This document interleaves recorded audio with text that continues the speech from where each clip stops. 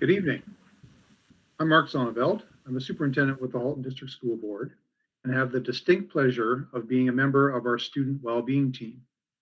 Welcome to our mental health and well-being information sessions for parents and guardians of elementary students. The mental health of and well-being of our students, families, and staff are so important to our board, and we know this is important to all of you as well. This was very clear in the large number of questions we received from you in preparation for our session tonight and tomorrow night. We're very fortunate to have great community partners to work with in serving our students and families, some of whom are joining us for this session tonight. These sessions are part of our ongoing dialogue with students and families about how we can best meet their mental health and well-being needs. I would like to thank everyone who made tonight possible, and I look forward to learning with you to help all of our students learn, grow, and inspire together. We recognize that this is Passover for followers of the Jewish and Christian faiths. We apologize for this conflict. Our preference would have been to ensure full inclusion this evening. However, we would like to point out that these sessions are being recorded and will be posted on our website for future viewing if you haven't been able to join us tonight, and for future reference as well. Again, we appreciate the large number of questions that you submitted in advance, and we are excited about the amount of interest you have shown in this topic. I'd now like to share our land acknowledgement. Halton, as we know it today, is rich in history and modern traditions of many First Nations and the Métis. From the Anishinaabe to the Ottawandaron, the Haudenosaunee, and the Métis, these lands surrounding the Great Lakes are steeped in Indigenous history. As we gather today on these treaty lands, we have the responsibility to honor and respect the four directions: land, waters, plants, animals, ancestors that walk before us, and all the wonderful elements of creation that exist. We would like to acknowledge and thank the Mississaugas of the Credit First Nation for sharing their traditional territory with us. Thank you for joining us tonight, and it is now my pleasure to introduce Michelle Bates, our Halton District School Board Mental Health Lead. Good evening, everyone. Thank you so much for joining us. We're really excited to have us be able to draw together tonight. So as we begin, we want to acknowledge that we've heard from many parents and children and staff as well. We recognize how stressful the current circumstances are. And we understand that many of us are asking, well, what can we do to support the mental health and well-being of our children, of our students, and of ourselves and our families? We think that things or events such as tonight are a way of supporting each other, and so we're glad that we're able to draw together and share with you some beginning information. It's my pleasure to be able to introduce to you our panelists. Nuri is a mother of two children, amazing children, as she would say, who are age 13 and 10, and she and her family live in Halton. Nuri loves to travel and explore new places. She enjoys baking and cooking exciting recipes from around the world. She has recently uncovered her love for writing poetry during the pandemic, which has helped her a lot. By profession, Nuri is a CEO marketing director at a private financial services institution. She's very passionate about helping children and working with them, and wants to give back to the community in whichever way she can. And tonight is an example of a way that Nuri is giving back. Kim, who you'll meet in a little bit, is a school social worker at Craig Kilberry Secondary School, and she also supports the feeder elementary schools. Kim loves to paint, dance, and spend time by the lake. Nathan is a clinician and director of programs at Bay Ridge, who works mainly with families and children. He invented a neuro biofeedback-based training program for children struggling with various issues, and also to boost the mental capabilities of any child. Nathan enjoys exotic cars and has raced at various racetracks around the world. Shivani is the team lead of the Access and Service Navigation with Reach Out Center for Kids. Shivani has been working for ROC for approximately 12 years now and has been in various roles within the agency. She has over 10 years of experience as a passionate mental health provider, supporting children and families with complex mental health needs. She brings a person-centered approach that is grounded in empowering those that she works with. Shivani is excited to be part of the ASN team that supports youth and families in navigating mental health supports that are available in Halton. Through the lockdown, Shivani has practiced self-care by going on lots of neighborhood walks with her husband and also having virtual games and trivia nights with friends. Please join me in welcoming our panelists. Let us begin with Nuri. Thanks, Nuri.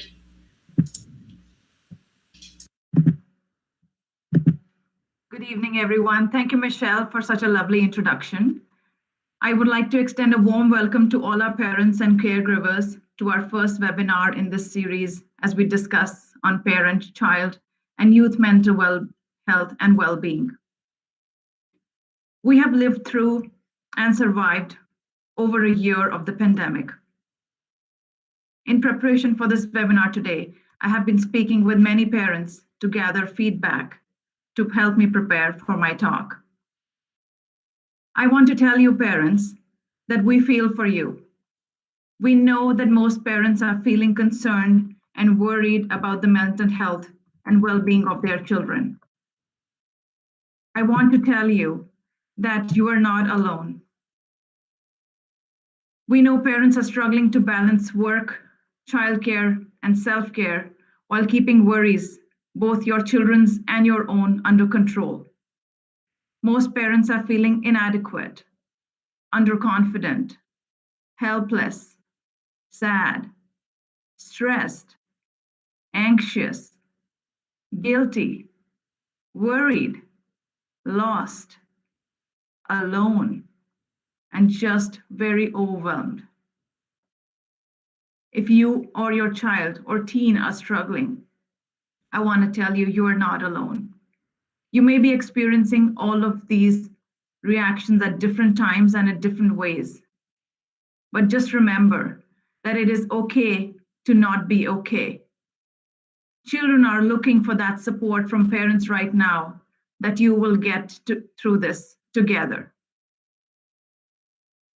We have your back and we will get to the other side of this. You are here today and you are taking the first step in understanding your child's health and how to help and support them. So let me start by saying that you're already doing great. Today, I'm going to share with you my experiences and some of my findings. I will also share with you some coping strategies to support your child while still taking care of yourself. Towards the end of this webinar, we will be talking about some of the resources available through our school and in our community. And when it comes to your children, you are the best judge because every child's needs are different and nobody knows your child better than you do. So I'll begin by saying, trust your instinct. Validate, show empathy, build trust, and respect how they feel. Now, children have a different way of seeing the world depending on how old they are. Some younger kids have a more abstract and creative thinking, and we may not fully understand the world around them. Children may not always have the exact words to express what is exactly bothering them. So talk to them about it. Empathize with them while respecting the way that they feel. At the same time, not undermining in any way their feelings. So confront your child's feelings head on with tenderness. They need this now more than ever. I'd like to share 4 tips to help build resilience and coping strategies in children, some of which I have used myself and it has worked very well for me. Now, while adverse events are painful and difficult, they don't have to determine the outcome of our lives. And there are many aspects in life that one can control, modify, and grow during periods like this. And that's the role of resilience. Becoming more resilient not only helps find ways to get through these difficult times, but also empowers us to grow and even improve our life along the way. So here goes. Choose where you focus your attention. They say energy flows wherever attention goes. Seek out the people and activities that make you happy. Maintain your connections. Focus on what matters and what you can control. Step away from the things that lead you to become more upset or worried, especially circumstances that you cannot change, and shift your attention to the things that you can influence.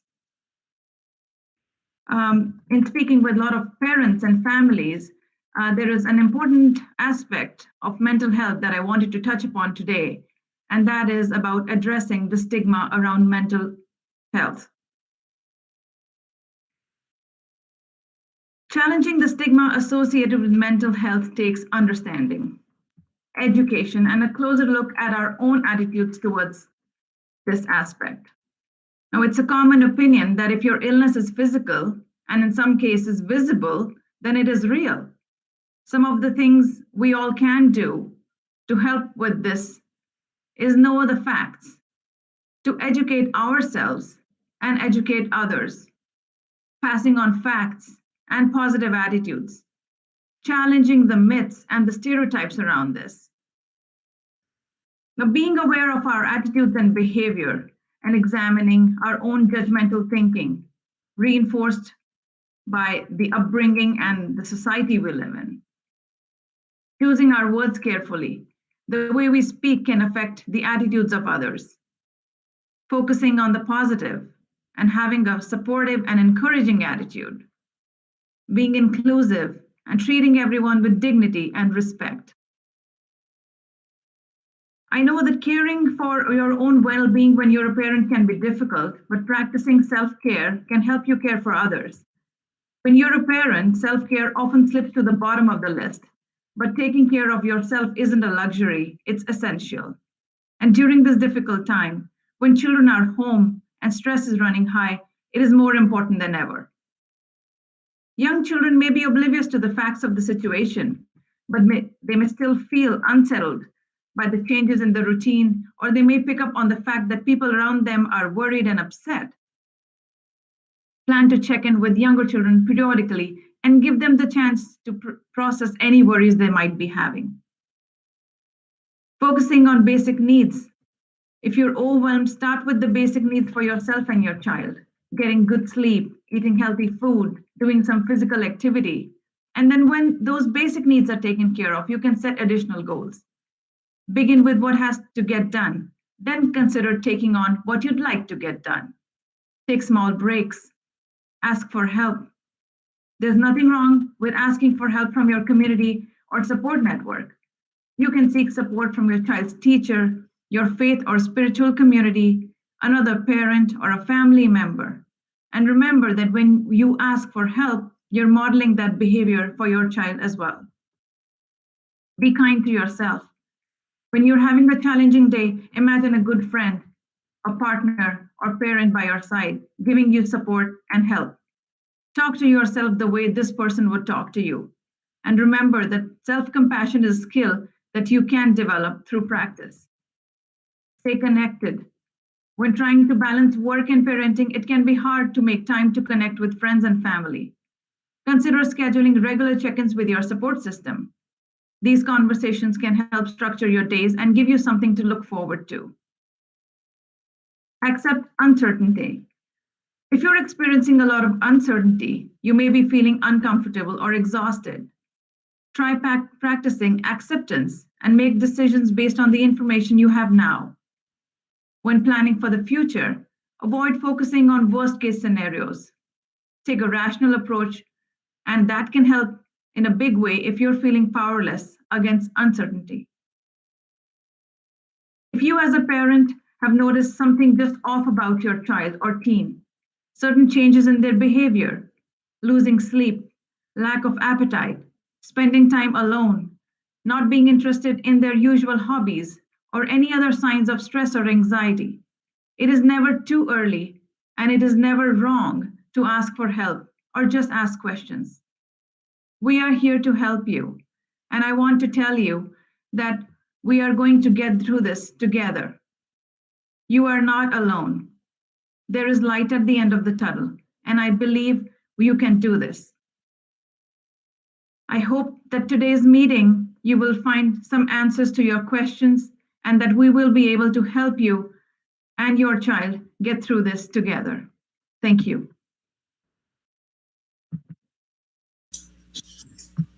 Thank you, Nuri. And now we'll turn it over to Kim.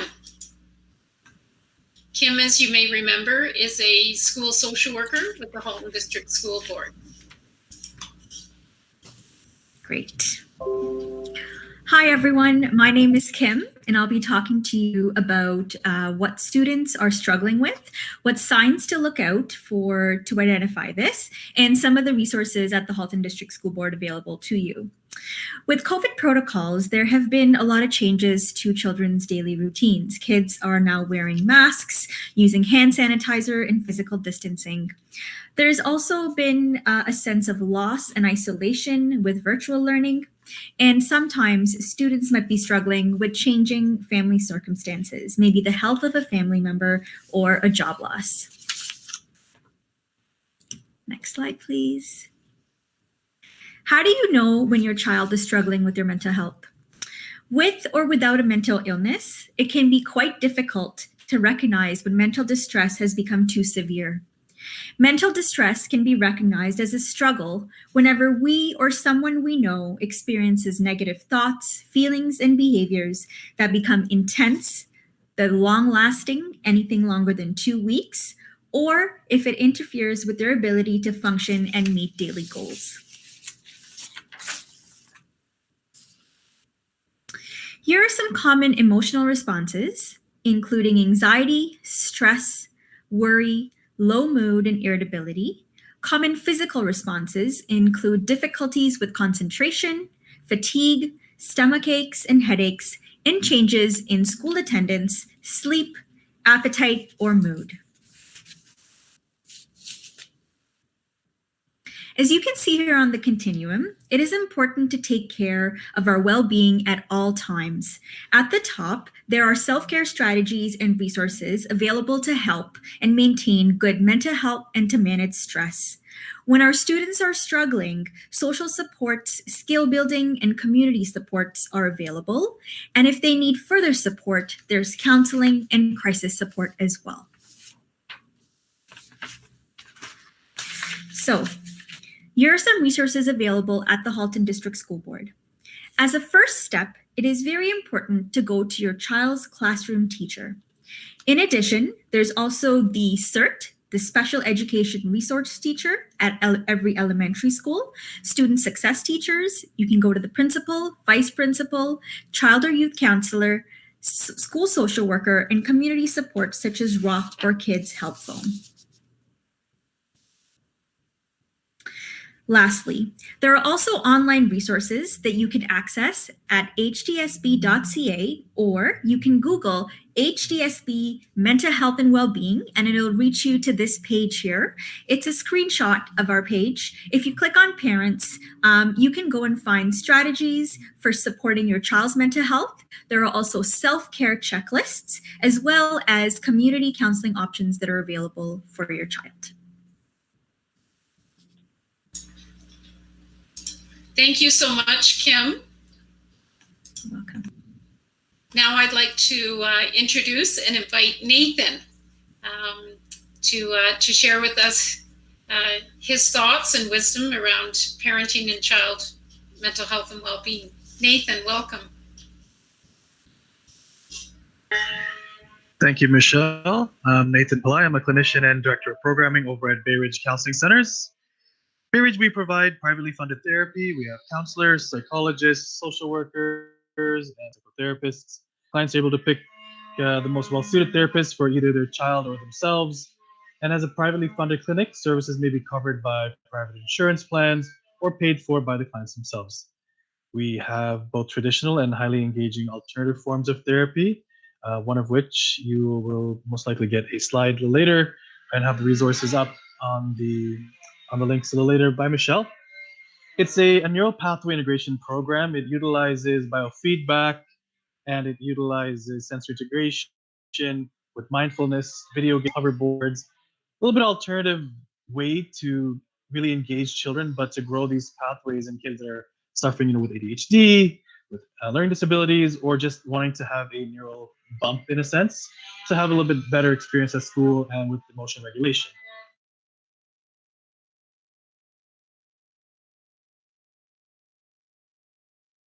Thanks, Nathan. Is there anything else you'd like to add? No, I'll be answering a number of questions a little later, and hope to have some insight for everybody as well. Thank you. That's great. Thank you, Nathan. So at this point, I'd like to say hello to Shivani, and Shivani has some slides prepared. So I will set those up as Shivani says hello. Thank you.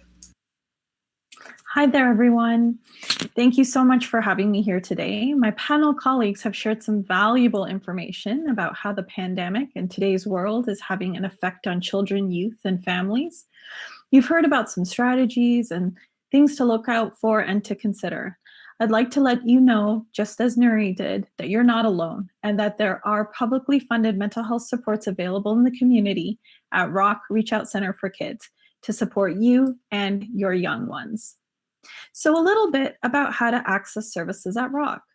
Rock has worked hard to transition to virtual services during the pandemic to meet your needs and has the ability to connect to us directly and have live answer calls.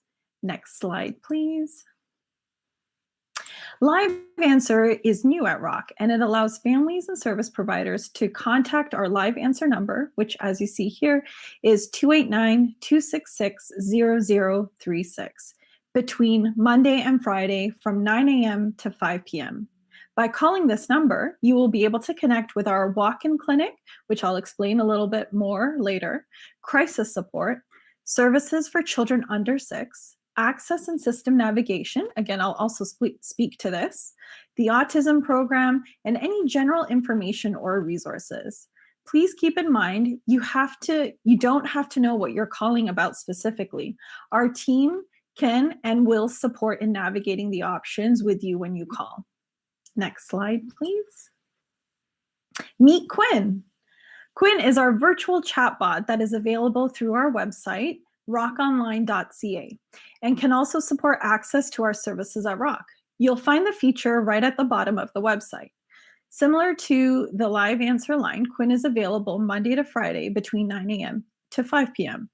With Quinn, you can ask questions about services or resources, and the team of Rock staff that run Quinn will return your message instantly. This is also a neat way for youth who have a hard time making calls for them to be able to chat with a Rock staff over this feature. Next slide, please. Access and system navigation is a new feature to Halton and is a centralized access point for children and youth. And although Rock is the lead for this mechanism, it actually is also the access point for all of the services and programs that are offered by these organizations that you see right here. It is a collaborative effort that allows one point of access, one call, all access for child and youth mental health.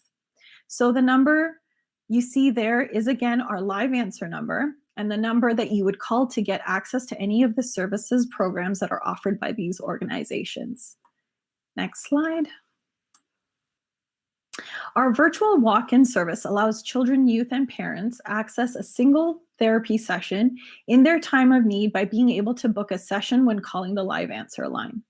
Our walk-in is now operating virtually and operates, again, from Monday to Wednesday between the hours of 9 a.m. to 3 p.m. Our walk-in team can also refer into more programs after your initial visit. It is important to note that you can access walk-in when you need to and as often as you like. Our walk-in program has expanded and now offers under 6 and behavioral therapy services, caregiver peer support sessions, and autism service consultations. Next slide. Rock has a dedicated crisis service with a 24-hour, 7-day-a-week crisis line. As you see here, the number for this is 905-878-9785. This program is for youth up to the age of 18 and their parents and caregivers. This service is short-term, so depending on the needs of the youth and their family, there may be only a single session or additional sessions. The crisis team can also support with making recommendations or referrals for other services. If you feel your child or youth is in crisis and needing urgent support, please don't delay. Please call our crisis line. Next slide, please. This graphic allows us to summarize and for you to see what service offerings are available for families. What you see here in the blue is what is directly accessible to you as a parent or a caregiver. So you see drop-in programs, walk-in clinic supports, crisis support, workshops for caregivers, early on programming for our little ones, family and caregiver social events and programming like Halton Families for Families, Rock Hub programs, and fetal alcohol syndrome disorder supports.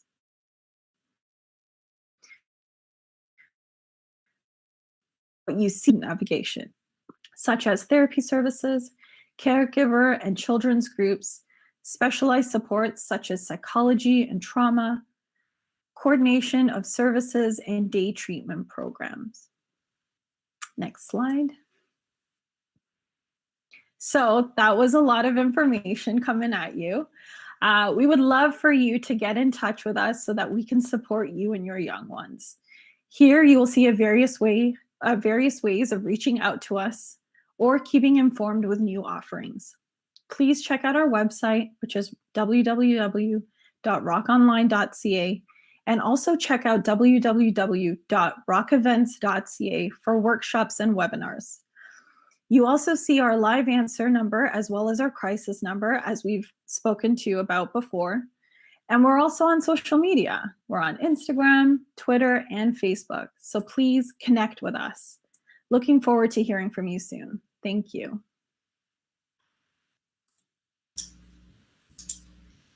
Thanks so much, Shivani. Now, this is an opportunity for me to pose some questions that you as parents and caregivers provided in response to the survey that we sent out to all of you. So in planning for this panel, these panelists reviewed a number of these questions and tried to incorporate them into their presentations, but also wanted to take some time to answer specific questions. So the first question I have, and I believe it's Kim, you might be the best person to help us with. How can you tell the difference between quote unquote normal or typical anxiety and worry in a child versus anxiety and stress that requires professional help? So if you're looking to identify if your child has anxiety, here are a few questions that you can ask. One, are these behaviors and emotions out of character for your child? Are they having an impact in the way of your child's progress at school? Is there a negative impact on your child's ability to enjoy everyday life or family life? Also, if you notice that your child's thoughts, feelings, and behaviors are more intense, lasting longer than 2 weeks, and also having a big impact on their life and ability to function, that intensity and that long-lasting piece is really important. It might be a time to get professional help. Thanks, Kim. This next question, I think, Shivani, you might be able to help with. I think that my 6-year-old son is experiencing depression. I would love to connect him with one-on-one counseling, but I don't know where to go. Can you share some resources? Absolutely. So we often see that at Rock, and Rock is definitely a great place to come to with a concern such as that.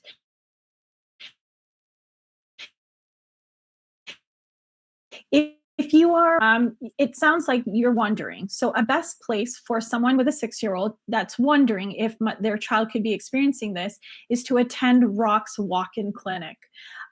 When they attend the walk-in clinic, they would be able to kind of call ahead to our live answer line and be able to book a virtual session in that moment. They'd be connected to a counselor or a therapist that would be able to sit down with the parent as well as the youth, if available, to have a conversation about what that looks like. What gets the parent feeling that way? What kind of symptoms is the kiddo displaying? And then the parent over here in this situation would be in the driver's seat because the child here is quite young. And so the therapist and the child could be, and the parent would be able to work on some strategies to support that child that might be displaying these symptoms. So I would definitely say, please call our live answer line and see if you can get connected to our virtual walk-in clinic. Thanks, Shivani. I would also add that for any parent who is thinking or concerned that their child might have some mental health concerns, they can also reach out to their classroom teacher and they can share those concerns. They can hear information from the teacher. Teachers have a very good sense of what's happening with their students, and they would be able to share information with that parent to say, here's what I'm noticing. And that might be similar or that might be different to what the parent is noticing, both of which is helpful information. The teacher could also share some strategies that they're currently doing or could add some strategies that provide some extra tenderness and support and well-being help and care to that student. The teacher could also, with the parent's consent, share with a process what we call school team. So where we can bring in CYCs, social workers, other school team members for that. So it's nice for parents to know that they have this ability to reach out to both the school board and or into the community. Thanks, Shivani. Mm-hmm. This next question, I think I'm going to invite you, Nuri, to respond to. Nuri, in your sharings, you were recognizing that parents are really struggling right now. They've got a lot of guilt and worry and a lot of additional responsibilities because of the pandemic. So this parent asked this question: how do parents balance the responsibilities of work, care, kids' schoolwork, household, and even downtime with the time restrictions of our days? It's almost like there's not enough hours in a day, not enough days in a week. Staying on top of all of this, how do you do that without feeling overwhelmed? Do you have some tips or wisdom that you could share, Nuri? Thank you, Michelle. That's a great question. And I think a lot of parents are going to relate to something like that. Trust me, we are all in the same boat. What I feel is, and what will help is, during a time of crisis, something like this, when so many things are unknown, creating a routine for your family, it really helps everyone in a lot of ways.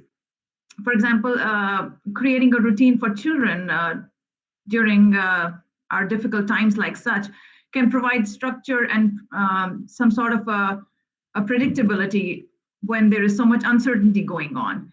And structure also promotes reassurance and a sense of safety because now they know what to expect. So it promotes some sort of a positive physical and enforces positive mental health.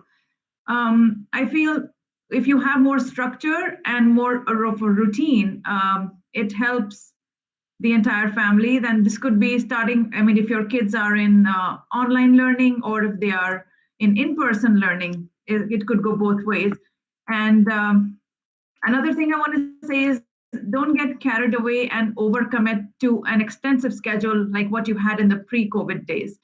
I would suggest start small and slowly build into it as you see it working with your child. I would also suggest set some time aside to review your plans with your children so that they know what to expect and that'll help them to perform better. For younger children, I would suggest making something like a visual chart in a visual schedule format, say alongside a clock, which tells them what to do at what hour. And so with this sort of a predictability, it helps for them to be more calm. It helps for you to stay more organized. Using something like a timer in the middle of activities will also help them when they know that it's almost time to finish a particular activity and switch to another. And it'll help transition things better. It keeps things more at ease. And for example, also, if you chart out a weekly menu, say Taco Tuesday or Pizza Friday or something like that, it just helps kids to expect what's coming. And when they know what's coming, they are more relaxed. It helps you as a family to stay more calm and more organized and feel less overwhelmed. I hope this helps. Thank you. Thanks, Nuri. What I was reminded of as I heard what you were saying is that parental stress is very much tied with child stress. So as parents, when we can keep our stress in check, that really is a gift to our children. Recently, I was talking with a group of parents, and they were saying, boy, we're in a pandemic. If ever there was a time to change things, to change my expectations of myself, it's now. And I think you were doing that too, Nuri. I think you were giving parents permission to not do it all. Just do some of it, and that will be good enough. Thank you, Nuri. This next question, Nathan, I think I'll ask you to respond to. So a parent writes, our child is in grade 8. They have diagnoses of OCD and anxiety. And this parent notes that during the pandemic, during COVID, those symptoms have really been accelerated. This parent says, even though they're upset and anxious, they refuse to speak to someone, and it's getting worse. The anxiety is getting worse. This parent is asking, what can they do? What should they do to help their child who's feeling very anxious? So to speak on this specific question, I'm going to kind of more generalize it towards what a lot of people are going through. And, there's a paradigm shift now on how these issues are experienced by both the child and the parents, and how there's interplay between that dynamic there. Triggers and issues are that much more exacerbated and complicated by the fact that everyone's sharing a space at home and they're isolating. The key here is, when should one ask for help, right? When do you speak out? When do you look for help? Search online, take advantage of all the resources at your school board and private clinics like Bay Ridge. This doesn't have to get to a situation where it's a tipping point where a parent or a child can't handle it anymore. When things start to look complicated, when things start to appear difficult, reach out for help. Reach out early on. Don't be afraid, don't be shy, don't get caught up in the stigma behind mental health. We're at a very difficult time in society right now where we should be asking for help early on in the game, just so we can get ahead of the curve in a sense. Thanks, Nathan. This next question relates to conflict that is surfacing for some families. This parent writes, our family is overcautious about socializing, and yet their friends and their children's friends are not so as cautious. This parent says, my kids know, hear, and see their friends, their neighbors, and classmates sometimes not following the rules. What advice do you have for us as parents to help explain why we want our kids to follow certain rules, and yet they notice that other kids are not following the same rules? Kim, would you like to answer that one?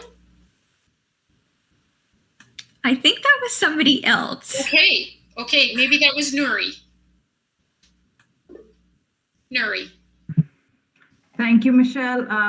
That's a great question. And I see that this is very common this is very common for kids to bring up because I see that is actually happening. As parents, we are following guidelines for public health. We are trying to follow the social distancing rules. We are trying to keep ourselves and our families safe, our children safe. And there are people out there who are not following these regulations, and it can be quite conflicting for children because they do not understand. For them, it's they can feel frustrated that if other kids are allowed to be more relaxed and enjoy in a fun setting of the pre-COVID days, and they are not.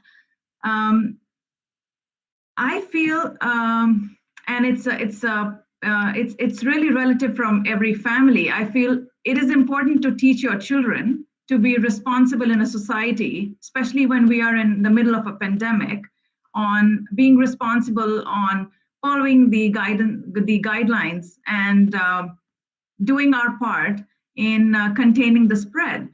At the same time, as much as it is important for children to do have social interaction with their friends and peers,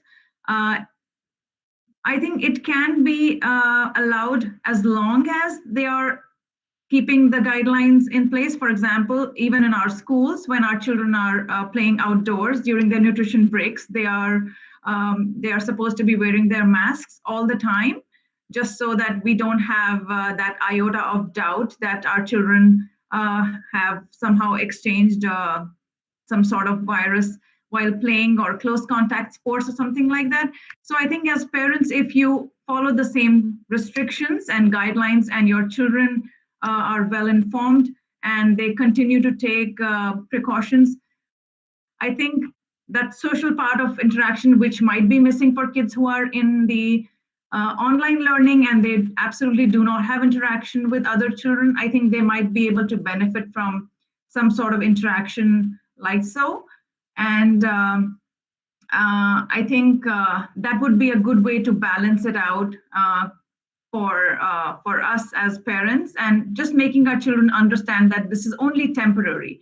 It is not permanent, and that this phase is that we're doing our part, and this phase is going to be over soon. Thank you. I hope that helps. Thank you, Nuri. I really appreciate you recognizing just what a difficult spot that is for everybody involved. And you've provided some really nice suggestions. Just to open a clear line of communication. Try to be more direct with your child, with your teenager, with your elementary school child, to see what their interests really are and get involved as much as possible. See what they want, what they like, and go from there. Don't think of it in such a traditional modality. Try to be creative. Try to do something on their level. Try to involve them. So a huge aspect is ownership. Give some of these children ownership of their abilities and what they're doing as part of this family dynamic. Let them, like Nuri said earlier, when they do a taco night, let them be responsible for cooking, for assembling the tacos. Let them, prepare a meal that they can become proud of at whatever age. It could be 5, 6, 7, 8 years old, and during this ownership, let them have the trust and the responsibility. And this can help. Thanks, Nathan. I think it's probably fair to say that lots of adults are struggling with motivation right now, or maintaining their motivation as well. And so your suggestion around novelty, new, following interest, doing things that bring some pleasure and amount of joy are, I think, as equally relevant to children, to teenagers, as they are to adults. This next question, maybe I'll pose to you, Kim. A parent writes, when a young child is worrying, how do you balance helping the child rationalize and find perspective while also acknowledging their feelings and yet not minimizing the feelings? Yeah, that is a question that comes up a lot, especially now with COVID and uncertainty and questions. So I would start by really just listening to your child as they describe their thoughts and emotions. They will tell you how they feel. Just listening and reflecting back goes a really long way and it helps your child feel heard and supported. This might be a tough one, but try not to judge, jump into solutions, or minimize our concerns. I think as parents, you want to find a solution and help them through it, but sometimes just listening and empathizing with them might be the start. Help your child to look for positives and things to be grateful for, even in tough situations. And, sometimes when things happen, worries overwhelm us, and sometimes all kids can focus on what's wrong.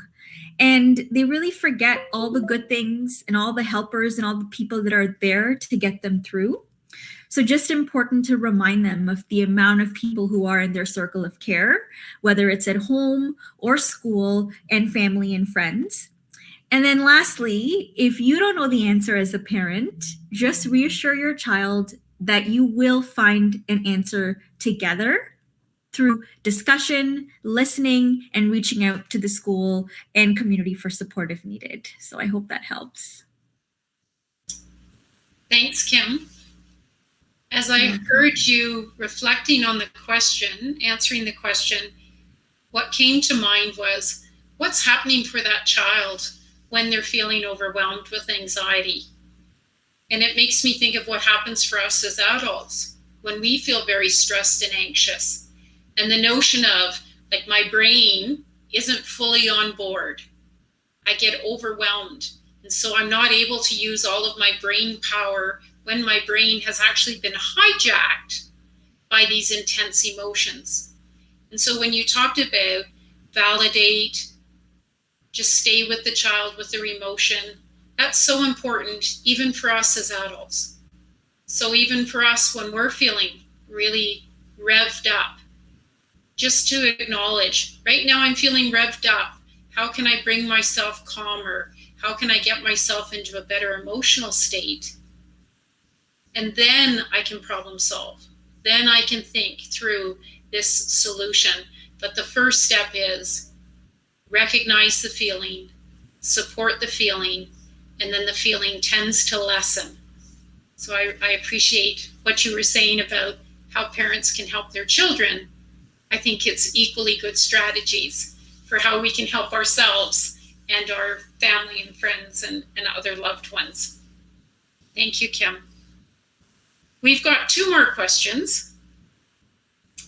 So perhaps I'll turn this one to you, Nuri. A parent shares, I have noticed a bit of increase in aggression. And what are some ways that I can manage this?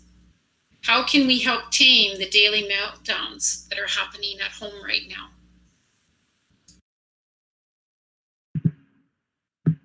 Thank you, Michelle. Another great question. And yes, we do hear this a lot nowadays.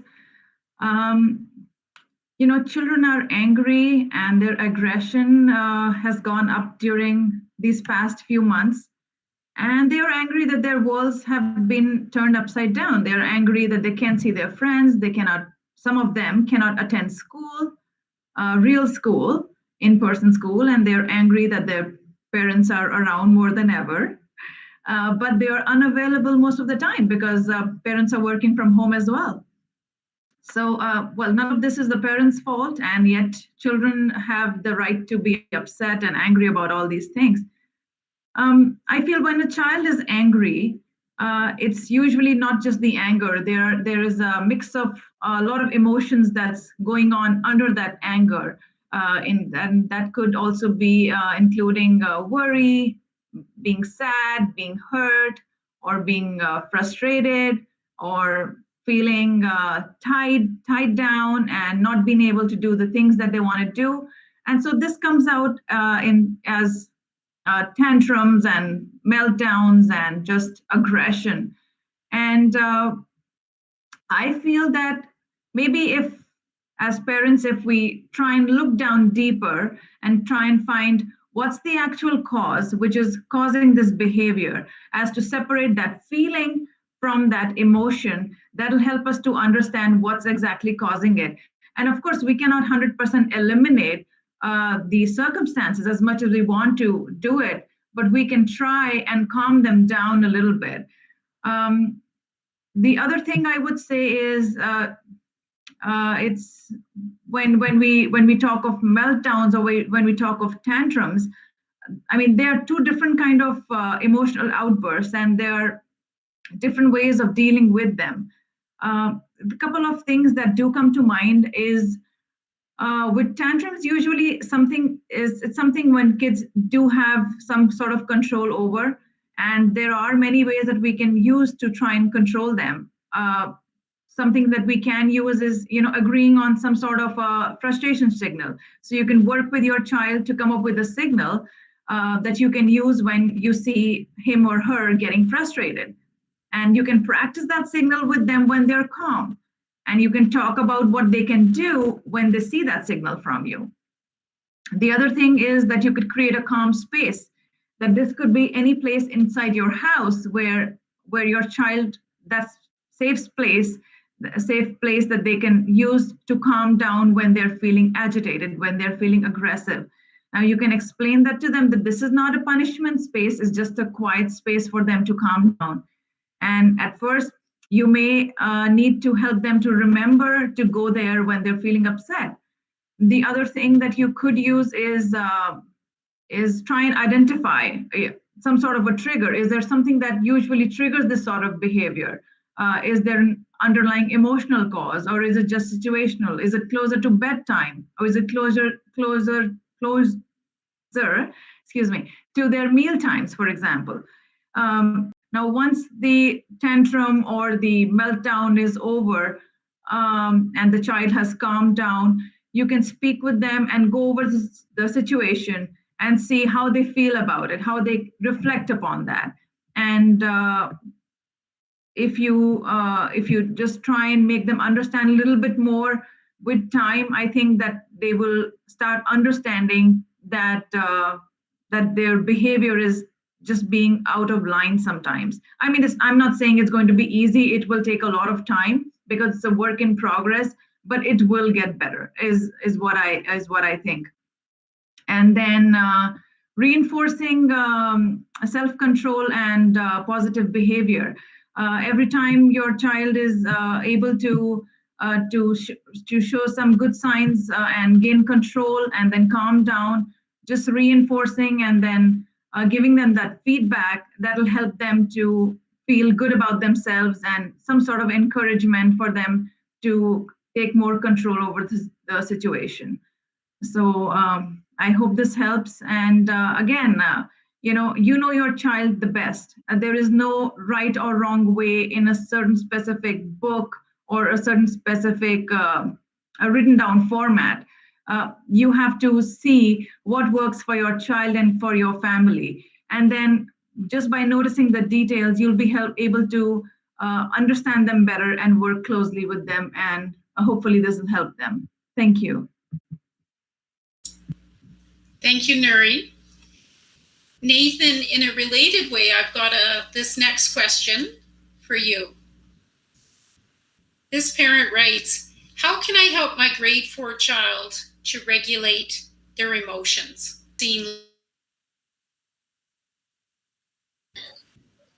Exactly. So emotions a lot of times become something of a very hot point with parents. They avoid letting their child emote, escalate, and really express how they're feeling, how angry they can get, or how sad they can get. When in reality, part of owning your own emotional state is to accept that it's okay to get angry. It's okay to get upset and to get really sad or get so mad that you want to throw your toys around. The key here is practice and de-escalation. So to let your kids express how they feel, and then to de-escalate with them. And you can utilize many different techniques. There's many mindfulness techniques that you can sit down with your child. One of them is called deep belly breathing, where you inhale and you fill up your lungs. When you exhale, you let your stomach relax and kind of let your stomach go like a balloon when you exhale. And this actually decreases your arousal states. It actually allows your heart to achieve a calm rhythmic pattern. So there's many different techniques, mindfulness and also de-escalation as far as what we offer in our programs, like the feedback programs where we teach a child while monitoring their heart rate to calm down. But the trick here is practice, and the trick here is not to be scared about your child's emotional dysregulation. The whole concept is to allow them to emote, to get upset, to get angry, and then to practice calming back down. And this can work with a 2-year-old or a 20-year-old. You know, it's practice, and to go over this over and over again. A safe space with your child is key. Thanks, Nathan. As I was listening, Nuri, to you and to Nathan, I really had a lot of empathy for the parents who submitted these questions. I'm reminded of just how painful it is, are hurting. And they might hurt with sadness, they might hurt with low motivation, they might hurt with anger or frustration. And I think it's important to acknowledge just how difficult that is for parents to see when their children are suffering. And sometimes when our children have these, heightened or bigger emotions, we can start to feel a little heightened ourselves. And I know as a parent, sometimes I fell into that. I'd think, oh, you're getting anxious. Now I'm getting anxious. You're stressed. Now I'm getting stressed. And what I had to learn was I need to do my best to remain calm or fake it. I need to fake that I'm calm. And there were lots of times when I was faking it because, my child or my children at that time needed me to remain calm, needed me to convey, I understand that you have feelings right now that are strong and are big, and that's okay. Together, we're going to work through it. So I really appreciate what both of you were sharing and had said. So for this next part, as we're coming near to an end of our live stream, I wanted to share just a little bit more information with our audience. So I'm going to present our screen just one more time. Mark had mentioned at the beginning just how thankful we were, appreciative we are of all the submissions, all the responses to the survey that we had. And that has resulted in this live stream tonight for elementary students, and also a planned live stream tomorrow night with a panel, some different panelists, tomorrow night related to secondary students. We also had many parents making suggestions for additional sessions. And so we wanted to share with you that we have many more parent information sessions that are in the plannings and coming soon, towards the end of April and into the month of May. And so here are just some of the topics that we have planned for you. So we've heard very clearly from parents that they want to know about mental health and well-being for children who are Black or who identify as Black, for children who are South Asian or identify as South Asian. We heard, can you give us information about eating disorders? When do I worry? We heard lots about, can we have more information about anxiety and depression? We were hearing from parents that they're concerned about how much time their children are spending online. And so are they becoming addicted to gaming? What about substance use? What about internet safety? Parents were also interested in knowing about the connection between diet and mood, and also how do we support children with developmental needs?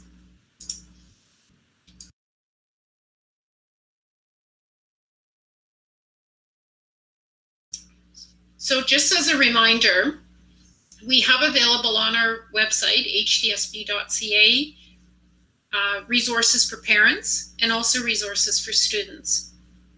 And this live stream, which is being recorded, will be added to that probably within about a week's time. We also continuously add and update resources and information. So we certainly invite you as parents to visit both of these particular sections. Now, as we're in closing, I just want to invite any of our panelists to share any final words of wisdom. If you could share words of wisdom with our parents tonight, what would you share? And maybe Nathan, I'll begin with you. I was hoping you would. I really want people to accept and acknowledge this new norm, this whole fundamental shift in how we interact with our children, with our families, because we are home with them quite a bit. The dynamic has changed. The kids aren't able to really go out there into the world with their friends, whether it be elementary or older, and get their emotions out, get their fears out. It's a different dynamic. It's all in the family unit. So being cognizant, being super vigilant, being aware of the stressors, no matter how insignificant they may seem at the time, may in reality become more and more difficult as time goes on. But with that, I think is like you said it, Nuri, you know your children best. Parents know their children best. So if you're more aware of these stressors early on, you can catch it before it becomes a bigger problem, before they need to seek professional help. Maybe you can try to, address it early on. So with this close proximity of, habitation now with the families and all this different ways that we interact now with children while you're working, the kids are in the background, while they're attending the online classes, you're in the background. Just keep an eye open, keep a vigilant eye to what's happening at home. Thank you, Nathan. Nuri, are there any words of wisdom you'd like to share with us? Thank you, Michelle. I'm so happy that I was part of this panel today, and I hope that through my talk, I've been able to encourage and inspire and just tell parents that they're not alone out there. These are difficult times. We all know that, and there is so much going on. I just want to tell you, we are here to support you. We have your back. Never feel alone. And we are here every step of the way. We are going to get through this together. Adding to what Nathan said, just try and be more watchful of your children. Try and have a more open conversation with them and try and spend more time with them. Try to do activities together as much as possible and try and come closer.